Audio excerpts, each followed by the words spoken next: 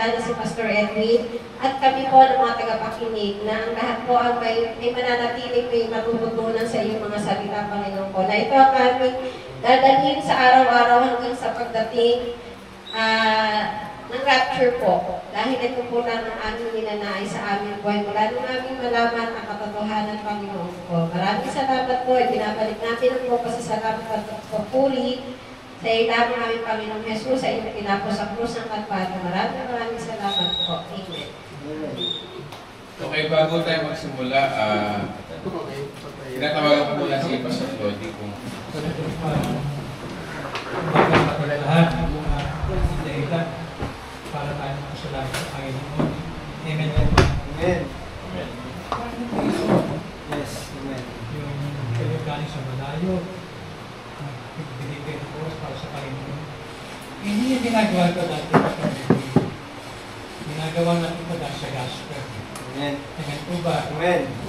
Ngayon natin po ang katotohanan kasi kailangan natin sa panahon ngayon, napaka-stress po ng buhay. Maraming mga problema ang ating bansa. Ang kakagulo natin mga pinuno sa mga pangyayari hindi marata. Yan ang bibigyan mula sa Panginoon. Napakahirap. Ang mahala ay isang gobyerno na walang Panginoon sa kanilang buhay. Hindi maaayos ang ating bayan, ating bansa, hanggang walang Panginoon sa buhay nila. Kaya tayo, narito para tayo ilaw asin sa ating bansa, sa ating kapwa. Hindi na wala ng kabuluhan na ito nagbibigay ng oras para sa Panginoon. Dahil dapat natin maunawa na mga ginawa ni Kristo sa buhay natin. At yan ang iyan, patuloy na inahayag ni Pastor Edwin. Palakpakan natin Panginoon. salamat po tayo. Okay, so po paalam niyo po si Pastor Lodi po, siya po yung aking tumatay yung may parang biological father ko na kasi nga maagang namatay yung tatay ko yung original. Matagal ko na po siyang tinuloy na tatay since 2009, I think, kung nagkakamali.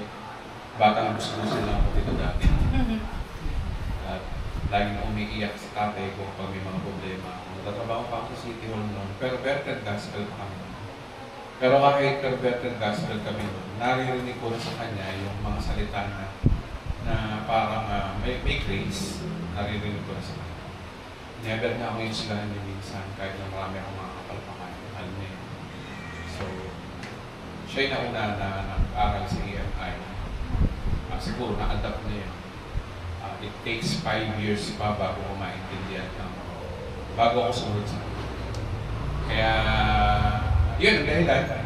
Ito, pinapagamit na po natin kanyang pangalan. Sa awat biyaya naman ng Diyos. Nabigyan tayo ng okay, so yun lang po, FYI lang sa mga bagong dumarating. Kuya, kapatid na pangalan? Romeo. Okay, may isang pa lang po. Okay na. Ito ngayon. Ito hindi ko pagtuturo ko sa online. The Complete Christian Living. Ito, di ba? Last week, pinag-usapan natin ito. Last week, pinag-usapan natin ito about the finished work of Christ. Okay? Actually, yan ang tinuturo ng full grace. Yan talaga yung pinaka-tinuturo mismo na hindi man na i-elaborate ni Bishop Emmy, pero dyan umiikot yung turo din niya. I believe. Dito umiikot po yun. Ngayon, yan ay relasyon lang sa Diyos. Dito tayo tutungo. Meron pa akong gusto pakita sa inyo. Mamaya iba-vlog ko ito mamayang gabi o Bible study. Ito talaga yung pinaka-whole counsel of God. Ito talaga yung pinaka-ano. Kasi nga, tanda po natin, tayo, ito ikaw, no? At meron kang dalawang pinakikisamahang being, which is yung Diyos at ang tao. At usually, dati kasi sa Old Testament, yun nga, pag sa Old Testament kasi ganito eh. Sa Old Testament, kapag ang isang Hudyo, meron siyang dalawang being na pinagkakatunguhan, tao at ang Diyos. Sa una, ang relasyon nila sa Diyos ay by works talaga. Kung titingnan natin ito, no? By works, kasi ayon sa Bible, He commanded His Jewish people, inutusan niya by works to follow the ceremonial law. Pagdating sa relasyon sa Diyos, para malugod sa kanila yung Diyos, kailangan nilang sumunod sa utos na tinatawag na ceremonial law. Ano ba yung common na ceremonial law? Para mapatawad ka sa iyong kasalanan, kailangan mo magpatay ng tupa. One of the tinuturo ng Leviticus.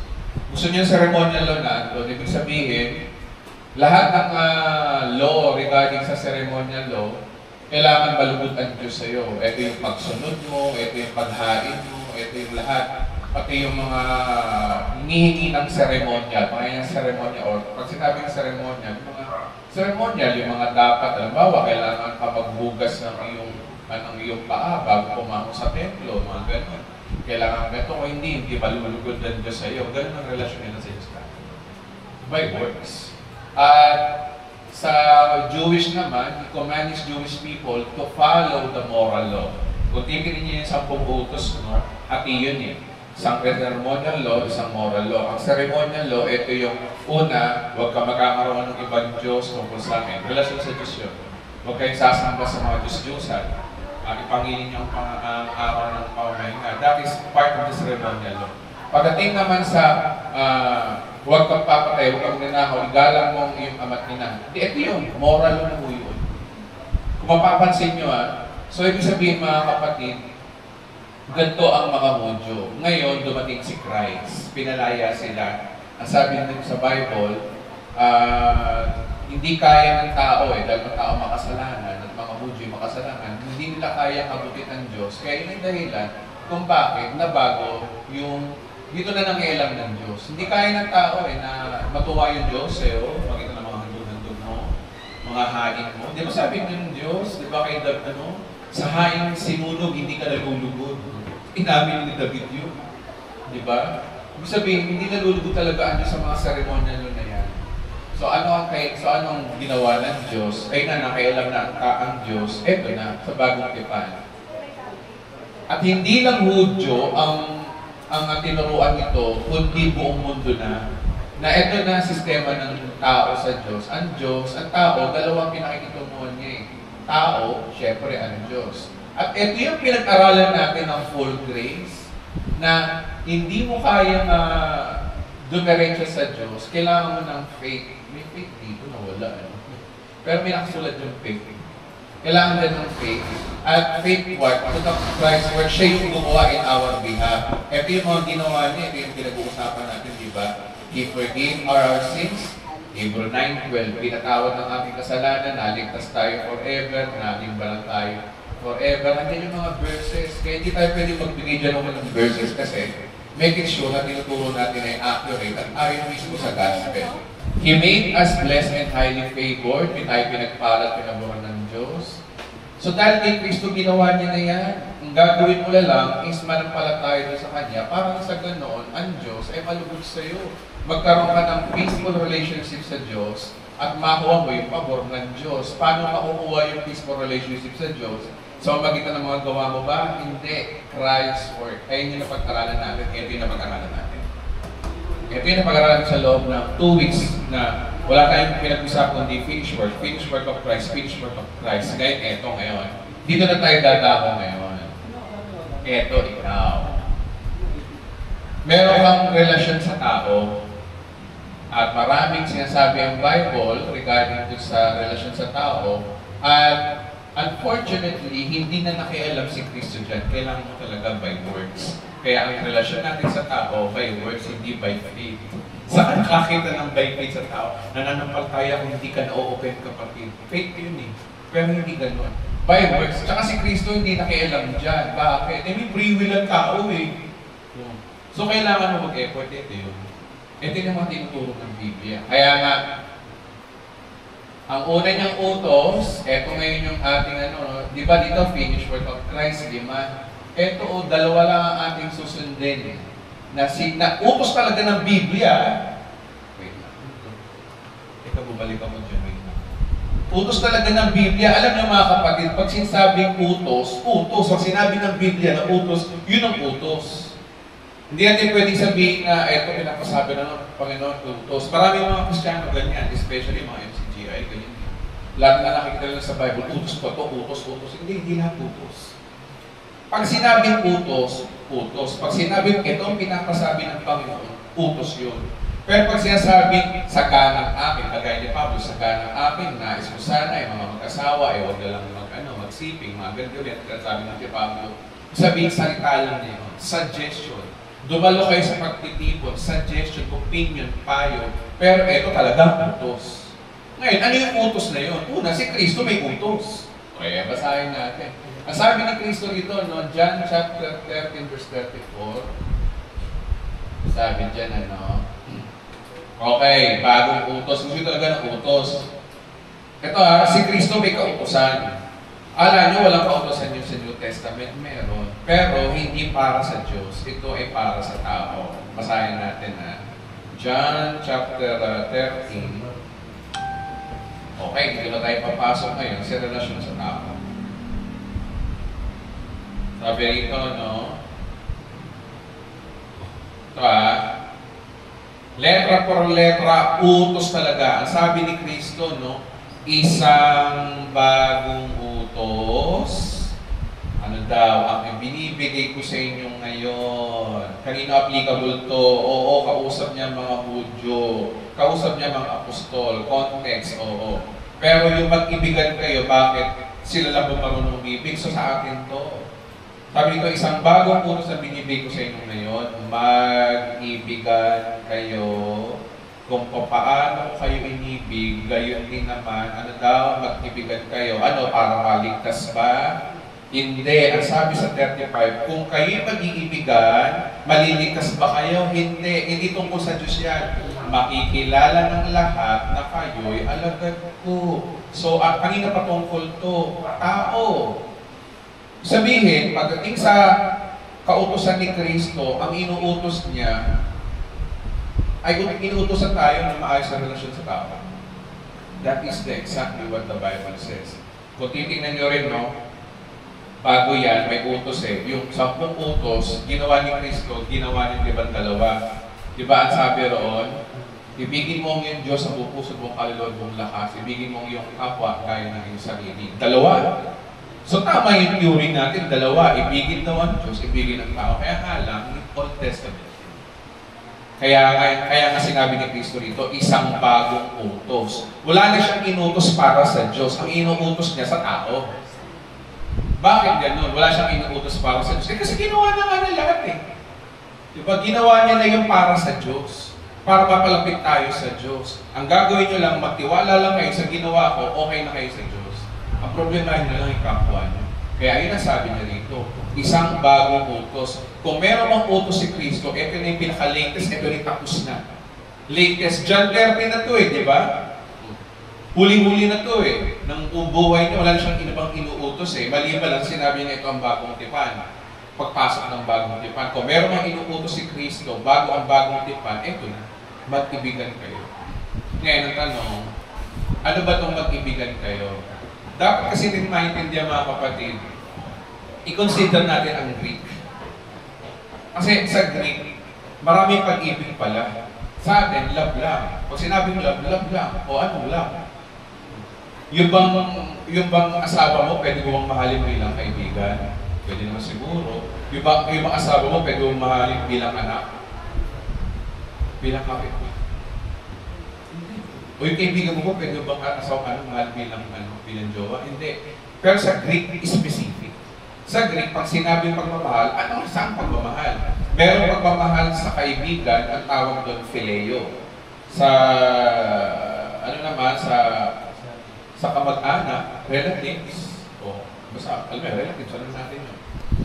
Nanay, tatay, mga pinsan, basta, relatives. Storkwe, ang tawag nila doon. Sa Greek, kung titignan mo rito. Pagdating naman sa mag-asawa, eros. Pag sinabing eros, yun. Pero meron pang 4. Ito yung pagmamahal na galing sa Diyos. Ito yung tinatawag na agape or agapeo. Ngayon, tingnan natin, agapeo ba ang binanggit ni Kristo dito? Pagmamahal ba sa Diyos? Tingnan natin sa King James.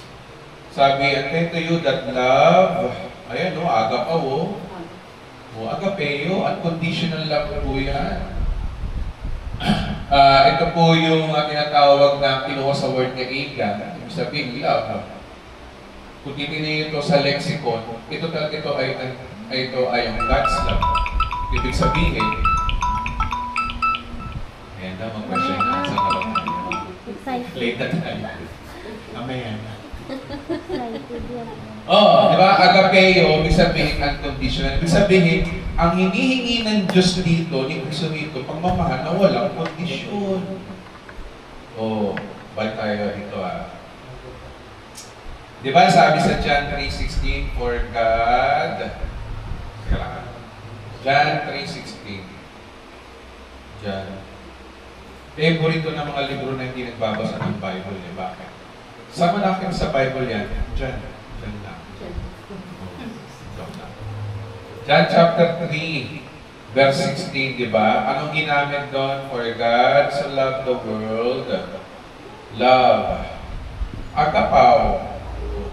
Hindi kaibigan lang ang turing ng Diyos sa iyo, no? Walang kondisyon pagmamahal. Pag sinabi kasing agapaw, walang condition. There's no such any condition. Basta mahal kita. Kahit sino ka pa, kahit gano'n ka kasama or something. Ganun ang Diyos. So, unconditional. Alam niyo ba, marami mga Kristiyano kabisado ang John 3:16, pero hindi nila kabisado ang 1 John 3:16. Alam ba naman ang 1 John 3:16? Kung ito, pagmamahal ng Diyos, basahin natin ang 1 John 3:16. Wait na wala natin. Ito, magic dito, nataon talaga ng 1 John 3:16 naman siya. Pareho din ng John 3:16.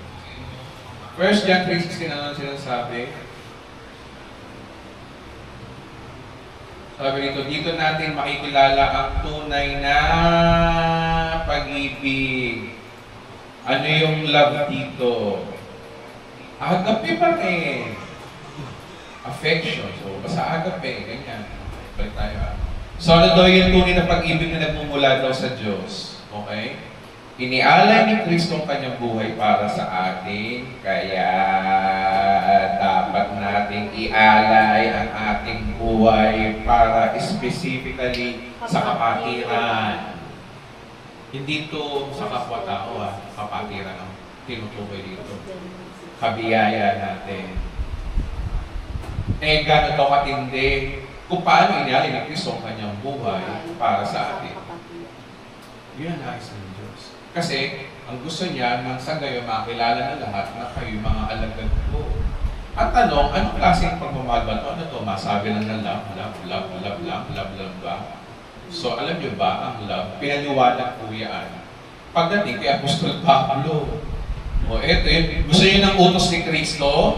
Yung mga nakikinig sa akin, mga sa YouTube, na mga STA, mga sabadista, gusto nyo ng words, ito words. Pag-ibig sa kapwa. Ngayon, ang tanong, ang pag-ibig na ba ito, paano ba ito pinapakita? Sabi dito na 17, kung nakikita sino mang na may kaya sa buhay, ang kanyang kapatid na kailangan, hindi ito tinutulungan, paano nyo masasabing siya'y umiibig sa Diyos? Kaya pagdating ng 18, mga anak, huwag tayong umibig sa magitan salita lamang o wika lamang. Ipakita natin ang pag-ibig. Eto na, gawa. So, tinutukoy pala ni Kristo na pag-ibig ay hindi lang emotion lang, love you ka lang. There's kalakip na gawa. Halkip na gawa. Works.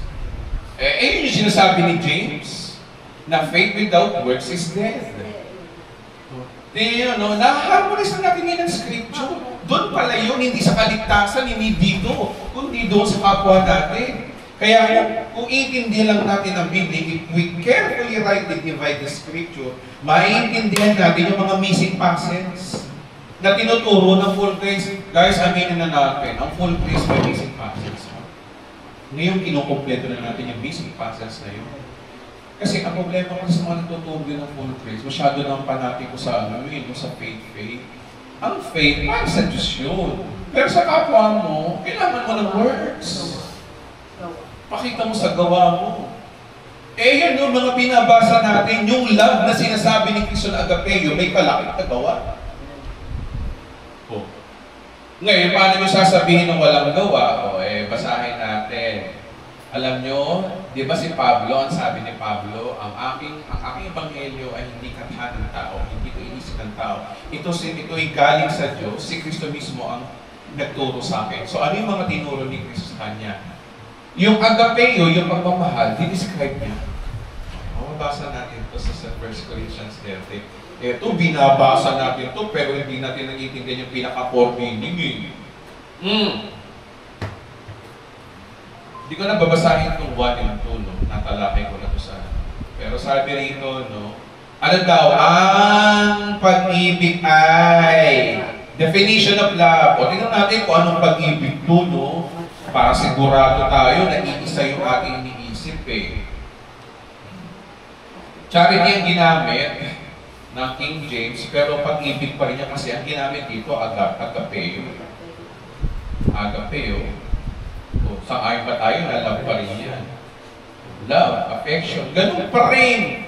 Yung love na sinasabi ni Kristo, na love na sinasabi ni Apostol Juan, ay pareho din ang sinasabi ni Pablo. At si Pablo, dinefine niya yung love na agapeo. Ayon sa verse na to, letra por letra tayo. Ang pag-ibig ay matiyaga, magandang loob, hindi nananagin. Hindi, isa-isa na nga natin. Natin basahin. Pag-ibig daw ay matyaga, mahaba ang pasensya mo sa tao. Nakaisa, 2 beses lang, hindi mo na babalikan, hindi mo na tutulungan, matyaga ang pag-ibig. Okay? Magandang loob. Pag sinabi magandang loob, ito yung mga taong malinis yung motibo, magandang loob. Ano ba? Hindi hipokrito. Meron kasi yung mga tao hipokrito. Pag sinabi magandang loob, wala siyang ibang nais, kundi, ano lang, for the sake for good. O, tanongin mo nga kayo, ba't kayo nandito? Nagawa nyo rito. Diba? Yan ay isang ugali na magandang loob. Nagtsatsaga kayo kahit malayo, pumunta rito para lang makinig ng salita ng Diyos. Yan example ng pagiging magandang loob. Yan ang love. Kanino? Sa kapwa. Diba? Isa yun. Gusto nyo makita ang mga kapatiran. Gusto nyo makita ang makapakinig ng salita ng Diyos. Magandang loob. Hindi na nanaghili. Ano ba yung hindi na nanaghili? Yung bang nagre-reklamo? Tama ba? Tama ba? Ang lalim. Nagagili. Ang lalim na Tagalog. Parang medyo nagseselos. Nag-search mo. GMG natin. Ang lalim na Tagalog. Google mo, G. Ayaw ko sabihin yung G, bastos.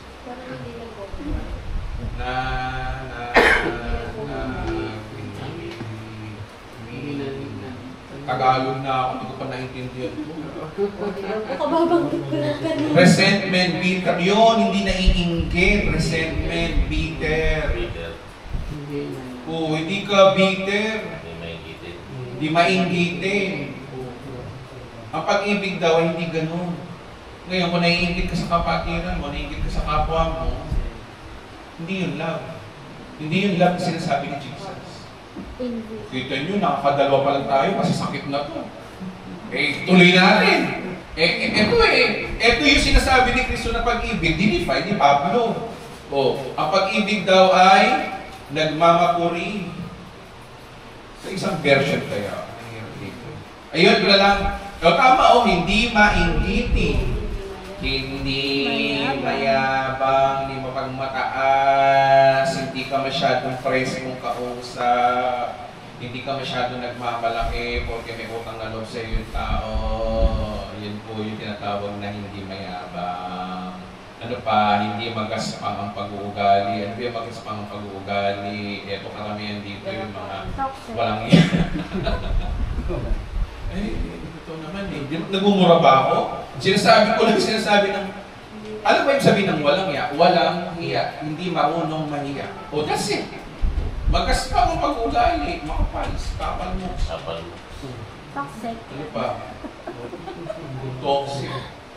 O ano, mas bagas pa ang ugali, hindi ka makapal ang mukha. O, basta yun. O next, hindi makasarili. Maraming Kristiyano makasarili. Ang tagal ng preaching, uwi na ako. Ang tagal naman yan. O, ano pa, hindi makasarili. Hindi ka madamot. Hindi ka dapat, sarili mo lang iniintindi mo. Diba? Hindi magagalitin. Alam nyo guys, okay lang naman magalit eh. Pero yung makakasakit ka ng kapwa, kailangan mo mag-sorry. Okay lang magalit mga kapatid. Kung nagalit tayo sa kapwa natin, say sorry after that. Kasi, alam nyo ba, yung word na sorry, ang laking tulong nun para ma-maintain nyo yung lagkit ng inyong relasyon sa kapwa. Kapag hindi ka marunong mag-sorry, unti-unti nang lalabag sa iyo ka, baka hindi ka nakabiliwan. Kaya, mahalaga talaga na kapag nagagalit tayo, unis tayo, diniiwasan yun. Say sorry na lang, parang sa ganun. Mapagtanim sa kapwa, ay ito yung mga taong nagbibilang ng kasalanan mo, nakakatatlo ka na, pang-apat hindi na kita patatawarin. Sinabi kong 3 bawang lang ilagay mo sa adobo, ginawa mong 4! 6, hindi kinakatuwa ang gawaing masama. Sino gusto rito natutuwa sa gawaing masama? Taas ang kamay. Ako lang. Hindi ko mo kinakatuwa yung mga masama. Ngunit ikinagagalak ang katotohanan. Alam niyo yung mga taong kinagagalak ang katotohanan, ito yung mga taong marunong tumanggap ng katotohanan. Doon lang sa truth kung ano yung totoo. Pag mali ka, tanggapin mo yun ang katotohanan. Pero marami mga Kristiyano na ganito, hindi pa rin tumanggap ng correction. Marami ganyan. Ngunit kinagagalak. Ang pag-ibig daw yan, ito maganda o. Pag grace ang binigay sa iyo ng Diyos, dapat grace ka rin. Kung mapagpatawad ang Diyos, dapat mapagpatawad ka rin. Hindi ka nagbibili. Move on na pag nakagawa sa iyo. Mag-sorry o hindi, okay na. Alam niyo, marami kasi mga tao na hindi na talaga pala sorry. Pero the way na sila nagsasorry, yung bang amu-amuhin ka lang nila. Unawain nyo na yung kahit na hindi na mag-sorry, kung maaari. Huwag lang yung mga sama na pagpatawad. O yun daw yung pag-ibig eh, ang mapagtiwala, puno ng pag-asa. Yung mapagtiwala, alam nyo ito mapagtiwala, puno ka ng tiwala doon sa tao. Bigyan mo siya ng chance. Hindi yung lagi kang dududahin ang ginagawa nyo. Mapagtiwala. Pag wala kang, hindi ka pala alagad ni Kristo kung hindi ka mapagtiwala. Kasi sabi ni Kristo kanina, yung pag-ibig daw, ang pag-ibig nyo daw ay magpapakita na kayo mga alagad ko. Yung pag-ibig na yun, isa-isayin natin yun, isa yung mapagtiwala. Pag hindi ka mapagtiwala, hindi ka pala alagad ni Kristo. Kasi sabi ni Kristo, ang pag-ibig daw ay kung wala ka noon, hindi kayong alagad ni Kristo. Lahat yung connected eh. Ano pa? Puno ng pag-asa. Nagtsatsaga ka sa tao na dating oras magbabago rin yan. Sa ngayon lang yan. Sa ngayon lang walang yan dating oras. Mas baka mas matingo pa sa iyo yan. At yung pala, yung taong yan gagamitin pala ng Diyos para sa malaking gawain. Alam nyo, no? Huwag natin husgahin yung mga tao na sa ngayon para magsakit ng gulo sa atin, sa mga ugali, etc. Alam nyo ba, pag yan binago ng Diyos at pag yan ay ginamit ng Diyos, effective yan. Kaya minsan, mas effective pa talaga yung mga dating barumbado, walang iya, na naging pastor at nagtuturo. Mas effective yun. Kasi yung bata ka pa lang, pastor ka na pala, iba pastor ka pa rin. Hindi ka effective minsan. Kasi hindi mo na-define kung ano yung masama. Hindi mo na-experience kung paano maging masama para ituro mo yung mabuti. Hindi mo na-experience magsinungaling para ma-identify mo kung paano magsinungaling at ma-share mo sa kapwa mo. Kaya minsan hindi natin dapat i-underestimate na ngayon lang to, ganyan lang siya ngayon. Pero darating ang oras, baka masalimaw pa sa iyo yung tao niya. Okay, matatapos ang kakayahan ng magpahayag ng salita ng Diyos. Sabihin, no, matatapos lahat ng kaya ng magpahayag ng salita ng Diyos, mga preacher, titigil ang kaya ng salita ng iba't ibang wika, mawawala ang kalaman, ngunit ang pag-ibig ay walang hanggan. Ang kagandahan ng asal, hanggang eternity natin dadalhin yan. Okay? So, ang linaw-linaw, dito na ang relasyon sa kapwa talaga, ang pag-ibig pala ay maayos na relasyon sa kapwa. Kasi tinan mo, no, ang pinopromote nitong verse na to, tapos ang pag-ibig nga, kinumpara mo, sabi niya, makapagsalita man ako ng wika ng mga tao, ng mga tao at ng mga anghel, kung wala naman akong pag-ibig, para lang akong kampanang umaalinaw mga pompya ng kumakalubag. Sabihin, ito mga pinagmamalakta ng mga ibang na hindi po kipuspos ka ng balang ng spirito kung wala kang pag-ibig. Nonsense. Kaya ba ikaw ay magsasalita, iba't ibang hindi mag-speaking of tongues? Siya sabi ito O, di ba? Nonsense ka. Ano yung pag-ibig niyo kung wala kang tiyaga, wala kang, kung ikaw ay maanggitin, kung hindi maganda ang loob? Nonsense. Ang iyong pagiging Kristiyano. Kung ikaw ay mayabang, nonsense, sabi rito. Kung ako may kakaya na magpahayag ng salita ng Diyos at umunawa ng lahat ng liwaga, ngunit kung meron man ako ng kaalaman ng malaking pananampalataya, ano pa't makapagpalipat ako ng bundok, ngunit kung wala akong pag-ibig, wala akong mabubuhan. Kahit parang siya sabi ito na, sabihin natin na magaling ka magturo, magaling ka mag-preach, magaling ka, alam mo ang Bible, kabisado mo lahat, anointed ka, meron ka rin magaling master of communicator ka, magaling kang magturo, pero kung hindi naman sa'yo nakikita yung pag-ibig na sinasabi rito, na bagas pang ugali, kaya mo sarili, kaya mo gagalitin, kapag sa kapwa, ayaw mo tumanggap ng tama, hindi ka magpapatawa, nonsense ka rin pala. Kaninong mata to? Sa mata ng tao. Hindi sa mata ng Diyos, ha? Kasi ito ay sa tao. As an example pa niya yung malaking bundok na napapalipat sa pamamagitan ng faith. Tinuro sa kanila ni Christ, di ba? Kung kayo may pananampalataya, kahit ang bundok na itapon mo sa kanila ng mga. Kung may malaki ka mang faith, kung wala kang pag-ibig na, sa pag-ibig na yun na andito. Guys, tingin niyo way ng pag-aaral natin o yung way ng pagtuturo na sinishare ko sa inyo. Hindi ako dampot-dampot verse. Nakapansin niyo ba yun? Lagi ko nasa context. Kung ano yung sinabi, kung ano yung sinabi sa chapter na yun, doon ako kumukuha. Kasi yun yung seat, yun yung pinaghihugutan ng manunulat. Okay. Kaya ito po yun. Kaya makikita natin dito, ito guys, ang works para mga sa ganon, ang tao, mayroon kang peaceful na relationship na tao at pabor ng blessings. Alam niyo ba, ang tao nag-bless din? Ang tao marunong mag-blessing, sino hindi na-bless? Sino dito hindi nakaranas ng blessing sa tao? Nasa kanila. Lahat tayo nakakatanggap mo. Bakit hindi ko ba nakakatanggap ng pera sa tao? Blessing. Hindi ka ba nakakatanggap ng regalo? That is blessing. Kapag ang tao nagiging mabait sa iyo, blessing yun. Paano mo makukuha yung blessing ng tao kung hindi ka maayos ang relasyon? Kaya mapapansin natin na kapag maayos ang relasyon natin sa ibang tao, makukuha mo yung blessing ng tao at hindi lamang yun, pati yung mapayapang relasyon sa kapwa. Wala kang maaway. Wala kang nakakagalit. Saan ba nagmumula ang mga miscommunication? Saan ba nagmumula yung tinatawag na nagkakaroon kayo ng diferensyahan? Kasi, yung totoo niya, dahil sa mga ugali naman talaga natin, both. Ang tao, pag nag-away, walang tama at mali dyan. Pareho silang mali kasi meron silang pangit ugali. Ganun lang yun. Isang tao, hindi pa pagpasa, isa taklesa. O sino tama sa dalawa?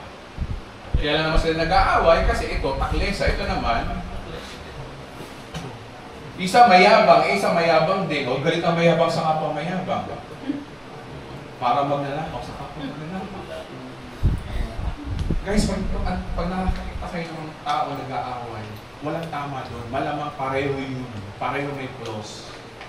Pag ang mag-asawa nag-aaway, hindi laging tama babae.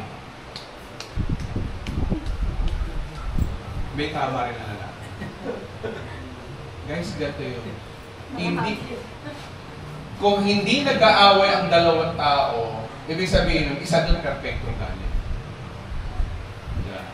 Pero pag merong pagtatalo, ibig sabihin may pangapangit na ulan.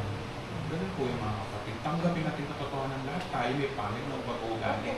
Kaya nga ito, tinuturo nga ni Kristo sa atin. Kaya nga si Kristo yung pagtuturo niya, utos talaga eh. Oh. Ang sikreto diyan, para maiwasan yung mga communication na yung mali ganyan, eto. O eto pa, matupet, malupit. Hindi lamang pabor o blessing ng tao ang makukuha mo, ang dapat mong obtain para magkaroon ka ng papayapang buhay. Ito, peaceful relationships ng tao. Kailangan mo rin sumunod sa regulasyon o pinag-uutos ng tao. Dito tayo papasok. He commands us, utos to mga kapatid, He commands us to follow man's law. Basahin natin kung utos talaga, baka Edwin, bogus yan. Tignan natin. Romans chapter 13. Sabi rito, no, ang bawat tao'y dapat. Tignan nyo ang utos, hindi mo masasabing utos kung walang paparusahan. Si Kristo, nag-utos siya dahil kasi ang consequence, hindi kayo ma-recognize na alagad ko. Kaya utos yun. Ito utos din. Hindi ma-recognize na ito'y utos kung walang paparusahan. Basahin natin para malaman natin kung ano yung utos, ano yung paparusahan. Ang bawat tao ay dapat pasakop sa mga pinuno ng pamahalaan. Utos, bawat tao dapat. Kung titignan mo ito sa totoong sinabi sa Greek, wherein malapit sa King James, let every soul be subject, talagang mandatory, under the higher powers. There's no power but God. Tagalogin natin.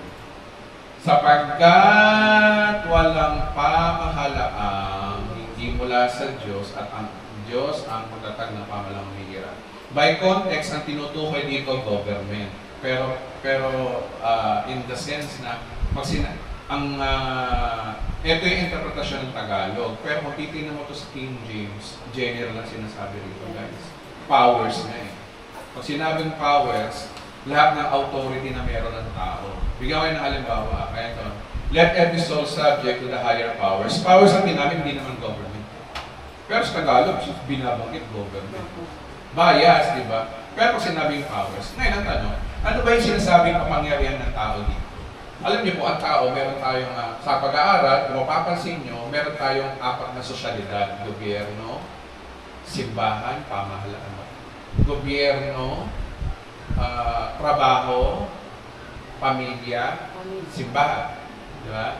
Lagi may authority po dyan. Sa gobyerno, nandun yung mga leader natin. Sa institusyon, kagaya ng trabaho, may boss. Sa eskwelahan, may teacher. Ano ba? O, sa negosyo, ganun din, etc. Pagdating naman sa isa pa, no? Sa bahay, pamilya, ang babae kailangan pasakot sa lalaki, sabi ng Diyos yun. Tapos, si Kristo ang ulo ng pamilya. Tapos sa parents naman, pasakop ang mga anak, igalang. Lagi may authority. There's an authority. So yung powers na binabanggit dito is para maging maayos ang relasyon mo sa kapwa mo, kailangan mo sumunod doon sa batas ng tao. Kasama yun doon. O halimbawa sa bahay nyo, may house rules, di ba? Halimbawa, anak mo, sinabihan mo na hanggang alas 10 ka lang, uuwi ka na. Bawal ang cellphone pag gantong ano. Ano yung tawag doon? Rules. Kailangan mo sumunod doon para magkaroon ng mapayapang relasyon sa magulang. Ngayon, patulan natin doon yung sinasabi ng Tagalog. Sabi rito, no, ang bawat tao ay pasakop sa mga pinuno ng pamahalaan sapagkat walang pamahalaang mula sa Diyos at ang pamahalaang umiiral ay tinatag ng Diyos. E paano ito? Ito ngayon ang tanong. Di ba sa one safe, always safe question lagi sa atin yun? Ano yun? Ligtas ka na? Pero ba't aabulso sa kasalanan, ligtas ka na? Dito rin sa relasyon sa tao, meron din tanong. Ano yun? Susunod ako dun sa mga taong to? Eh, paano kung mali sila? Paano kung evil sila? Diba? Yung tanong dyan eh. Yan mo, no? Ang sakit nito eh, parang bias eh. Kaya nga, ang lumalaban sa pamahalaan ay lumalaban daw sa itinakda ng Diyos. At ito talagang utos talaga eh. At lalapatan ng parusa ang sino mang lumalaban. Okay, basahin pa natin. Ang mga pinuno ay dapat katakutan ng gumagawa ng masama, ngunit walang dapat ikatakot sa kanila ang gumagawa ng mabuti. Ibig mo bang huwag patakot sa mga namumuno? Gumawa ka ng mabuti, pupurihan kanila. Sila'y mga lingkod ng Diyos. Masakit to. Ano? Ikabubuti mo, ngunit matakot ka kung gumagawa ka ng masama sa pagkasilik. Talagang may kapangyarihan. Minamin na ng Diyos na may authority sila. Sila ay mga lingkod. Sila'y lingkod. Hindi naman, sakit ito, lingkod. Ito, mas masakit kung sabihin sa mga tao ngayon. Maraming masasaktan dito, pero ito sinabi ng verse. Mga kapatid, ang sakit nitong verse na ito, no? Lalo na sa sitwasyon ng bansa natin, paano matatanggapin ito bilang isang salita ng Diyos? Tandaan po natin, alam ng Diyos ang sinasabi niya. Amen? Ito, pwedeng question to. Paano o yung kung gumagawa na ng masama yung, halimbawa, yung authority? Sabihin, susundin ko pa ba yun? Paano kayo inutos sa akin ng authority na pumatay at papatay din ba ako? Yun kasi tanong doon. Yun ang controversial na tanong doon. Ngayon, isa-isayin natin. Sabi ang bawat tao ay pasakop sa mga pinuno ng pamahalaan sapagkat walang pamahalaan mula sa Diyos. Tanggapin natin ang katotohanan, wala daw government na hindi mula sa Diyos. Huwag tayo sa government. Sa trabaho nyo, yung mga boss nyo, rude man yan o hindi, inilagay sila ng Diyos dyan, galing sila sa Diyos. Babae ka, sabi sa Bible, pasakop ka sa iyong asawa. Paano? Paano itong asawa ko kung asawa ko, mas magaling pa ako, mas matalino pa ako, ano susunod ako sa kanya? Sabi ng Bible, walang pamahalaan na hindi mula sa Diyos. Sa pamilya, dapat irespeto ang mga magulang. Walang pamahalaan na hindi mula sa Diyos. Ay, naiintindihan niyo mga kapatid.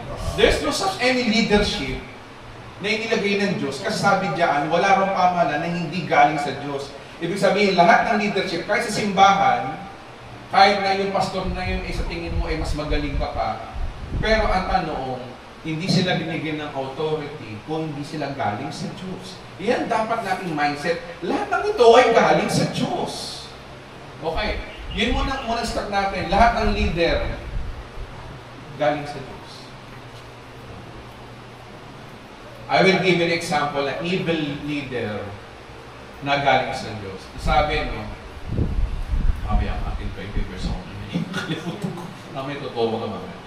Ganyan yan. Sabi ni Moses sa Paraon, di ba ang Paraon ano to? Harsh leader ng buong mundo. Sakop niya buong mundo. Di ba? So, alipin niya ang mga Israel. Sabi ni Moses sa kanya, ito pinapasabi sa iyo ng Diyos namin ng mga ninuno. Ginawa kitang makapangyarihan. May verse na sa Bible. Ibig sabihin, ang Diyos ang nagbigay ng kapangyarihan sa Parao. For what? Para pangunahan yung Israel. Na inalipin. Diba? Inabuso. So, ibig sabihin, Edwin, ang pang-aabuso ng leadership ay kalooban ng Diyos. Paano ko sabihin ko sa iyo, yes? Pero kaduluduluhan, nakita nyo, saan nauwi lahat? Nauwi lahat sa redemption. Tandaan po natin, di ba may pinost ako sa Facebook? May pinost ako sa Facebook. Kapag ang isang leader ng bansa ay hindi akma sa panlasa natin, ito yan. God's first priority is not our comfort. God's first priority is redemption. Kung ano man yung nangyayari doon sa Israel noon, nakita nyo, di ba may redemption na nangyayari? Plano ng Diyos yun. Mga, paano si Hitler? Gusto, harsh leader yun. O sige na, ganito na lang, magbigay lang ng example. Ganito na lang Apostol Pablo, kailan sila nag-ministry? 33 to 40 AD. Sino ang emperor ng panahon nito ng Roman? Tiberius. Pero kailan pinugutan ng ulo sila Pablo noon? 56 AD. Kailan yung 56 AD? Sino ang emperor niyaan? Nero. Alam niyo na yan. Harsh leader yan. Pumapatay yan. Sinusunog ang mga Kristiyano. Pinapakain sa leon. Ano pa? Pinapako sa kusang pabaligtad. Pero alam niyo, ang sabi ni Pedro, sino ba yung unang pinako sa krus? Si Pedro na pabaligtad. Sabi rito, no? First Peter. Alam niyo na yung teknika sa online. First Peter, ba?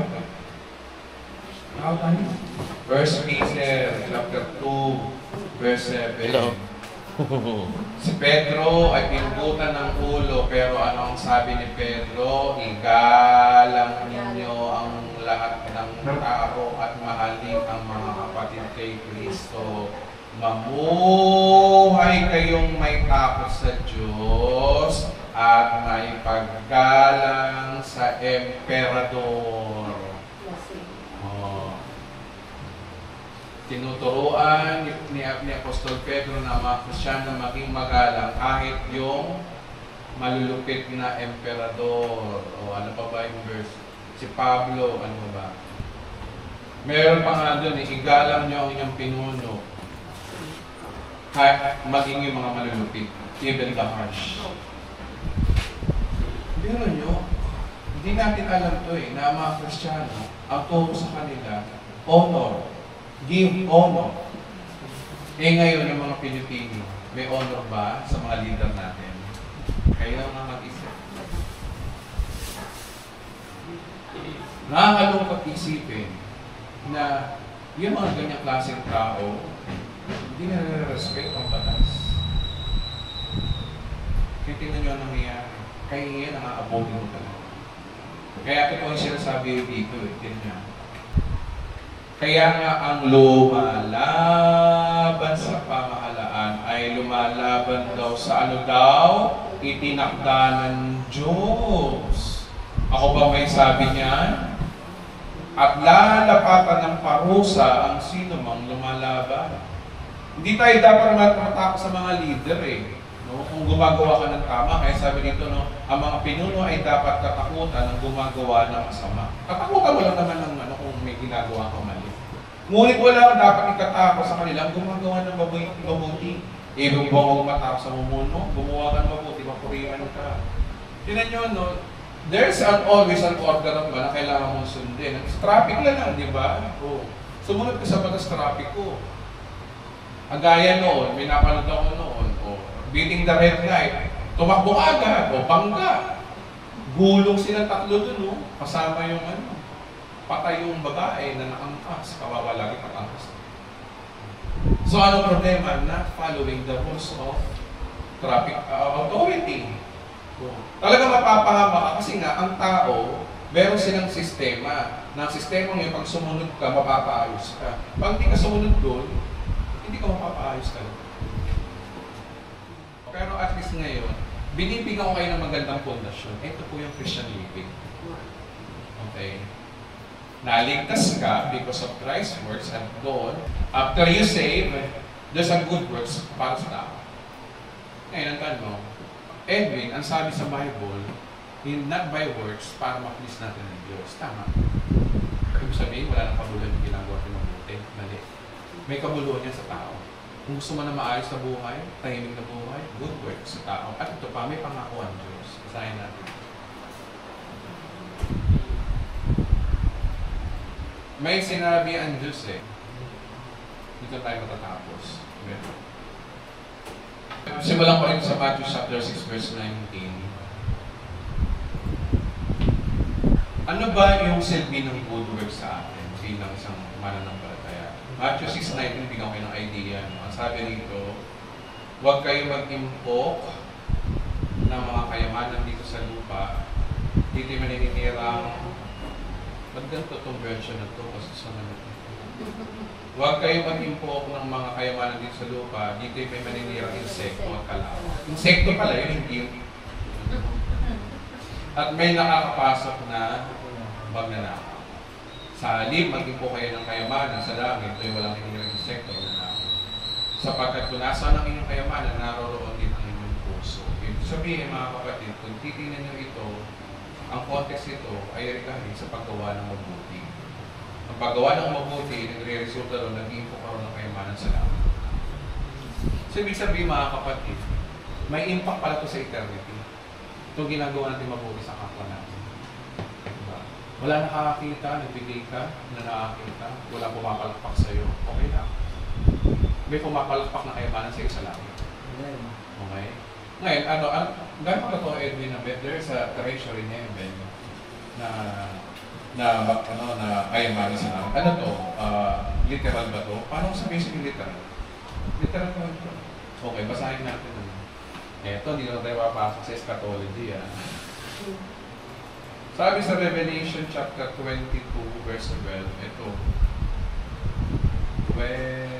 May pangako si Kristo eh. Sabi rito, no, sinabi ni Jesus, makinig kayo, darating na ako, dala ko ang mga gantimpalang ibibigay sa bawat isa ayon sa kanyang ginawa. So there's a reward sa ating mga ginagawa dito sa lupa. Kaya tatay, mga nagagawa di ba wala pa lang ano. Wala pa lang ano yun, kabuluhan yun, may kabuluhan sa Diyos. Yung mga tinitreasure natin mabubuting bagay sa kapwa natin, mga good works natin, oo, hindi mo mapapagmalaki sa Diyos ngayon yan. Pero, gaganting pala ang ng Diyos palang araw. Saan? Sa eternity. At ito yung eksaktong mangyayari pagdating sa ganyan. Sabi sa 1 Corinthians chapter 3, verse 12. 1 Corinthians chapter 3, verse 12. Ito, buhay Kristiyano. Sino nagsasalita dito? Si Apostol Pablo. Para po ito sa mga Kristiyano. Sabi rito, no, makikilala ang uri ng gawa ng bawat isa sa araw ng paghuhukom. Teka muna, anong araw ng paghuhukom to? Ito ba yung final judgment for the damnation o for the reward? Araw ng paghuhukom. Titingnan mo dito yung araw ng paghuhukom. Tingin natin sa sa King James. Sabi, every man who shall be manifest, for the day shall declare it.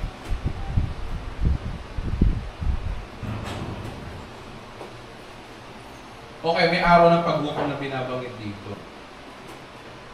Okay, meron kasi sinasabi si Apostol Pablo na Bema judgment. Ang tawag diyan ay hindi siya judgment sa sa kagaya ng ginagawa ng mga korte na kapag hinatulan ka, tsugi ka.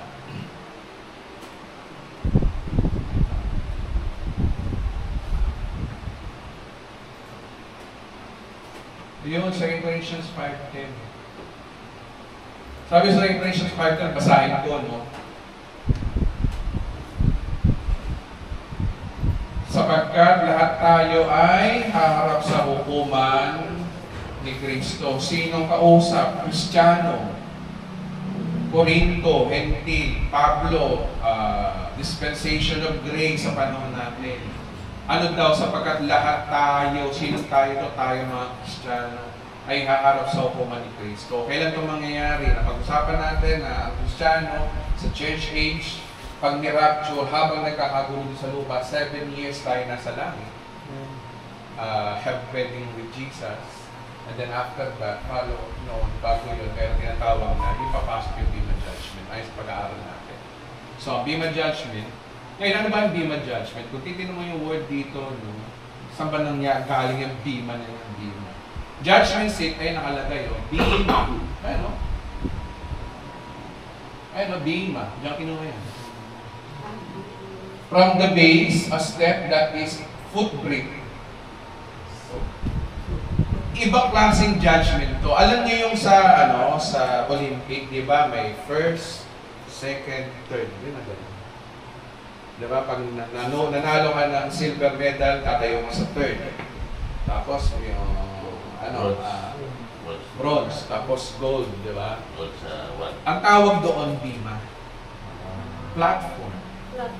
So, ibig sabihin, ang judgment sa atin ni Christ is platform, Bema.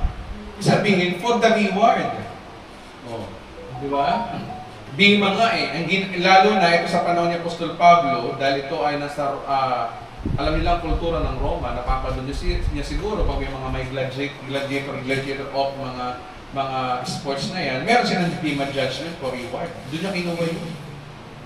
Tandaan niyo si Pablo, nagbibigay siya ng example lagi, base sa nakikita niya sa panahon niya. Halimbawa, put the armor of God. Sinabi ba ron na may helmet, na may baril? Sinabi ba? Hindi. Ang sinabi niya doon, may helmet, may sword, may shield. Kaya yun Roman uniform. Base sa nakikita. Ganun din dito. Base sa nakikita ni Apostol Pablo, yung judgment seat na to ay for bima judgment. Or for the reward for the saints. Basahin natin Sabi ito, kukulang ganti sa kanya, sabi ito, sapagkat ang bawat isa ay harap sa hukuman ni Kristo o bima judgment upang tumanggap ng kaukulang ganti sa kanyang ginawa, mabuti man o masama nung siya'y nabubuhay pa sa daigdig na ito, ang lino-lino. So, ano ngayon ang big idea rito mga kapatid? Ang big idea dito, ganito. Ang galing ni God, ang maganda rito, dahil sa iyong faith, ikaw ay na-save. Dahil ikaw ay na-save, magpuproduce ito ng good works. At dahil sa good works na yan, mauuwi lahat yan sa reward. Di ba ang ganda ng buhay ng Christian life? That is Christian life is, yan yung pangako ng Diyos sa atin. Naligtas tayo dahil sa ating pananampalataya sa ginawa ni Kristo, not by our good works. Hindi dyan ang basihan. Nasave tayo by faith. Saan? Sa finished work of Christ. Maraming mga Christian na nagtuturo ng faith, pero ang basihan nila hindi finished work of Christ. Yan ang majority na tinuturo ng mga ibang Christian. Basta faith lang kay Kristo. Yan yun, no? May pagkakaiba sa faith in Christ, sa faith to the finished work of Christ. May pagkakaiba. Ang tinuturo ng mga ibang Kristiyano, kailangan ng manampalataya sa ating Panginoon, tanggapin mo siya bilang Panginoon tagapagligtas. Ikaw ay magligtas, ikaw ay makapagrelasyon sa Kanya, ligtas. That is not a gospel. The gospel is there's a finished work. Kailangan, ang sasabihin mo sa tao, kailangan mo manampalataya dahil si Kristo may ginawa. Pero ang ibang way ng evangelism ng mga pastor ngayon, manampalataya kay Kristo. Saan? Hindi kumpleto ang gospel. Ang totoong gospel, dapat may finished work of Christ.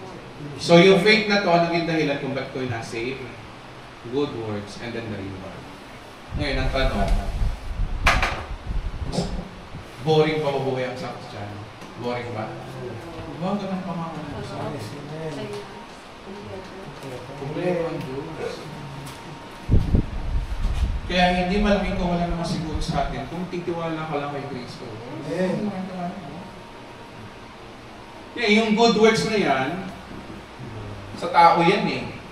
Re-rewardan ka ng ginawa mo sa tao.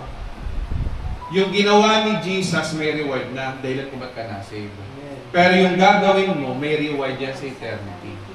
Para kanino mo gagawin to? Sa tao.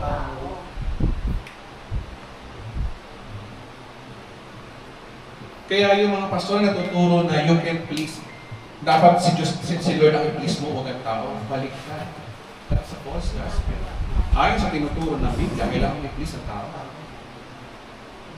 Yun ang utos ni Kristo. Diba? Utos ni Kristo, bagong utos, i-please ang tao. Love other people. Lang sa ganun malaman nila, ikaw ay alagad ni Kristo. Eh, isa ka nakakita ng Kristiyano, nag-aaway-aaway sa simbahan, nag-aaway-aaway. Ano yung alagad ba kayo ni Kristo? Nakalay pala ako. Ay, nakalay pala ako. O ibig sabihin mga kapatid, yung katagang you can please everybody, isang malaking kalokohan. You should please everybody. Nang sa ganoon, tuto ka na kayo makasalanan. Tututuusin no, kung mahal mo ang Diyos kahit hindi mo asahan to. Pero sige, wag na tayo magpakipokrito. Meron talaga. Alam niyo ba sa langit, Hindi naman tayo sa langit pupunta, di ba? Pupunta tayo lahat sa bagong planeta.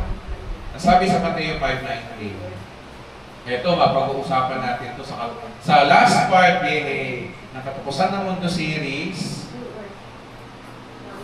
Alam nyo ba, sa eternity, na mayroong mayaman at mahirap pa rin? Bilisan ko lang sumagot, sabihin ng iba, kulto ko, basa, 5:9.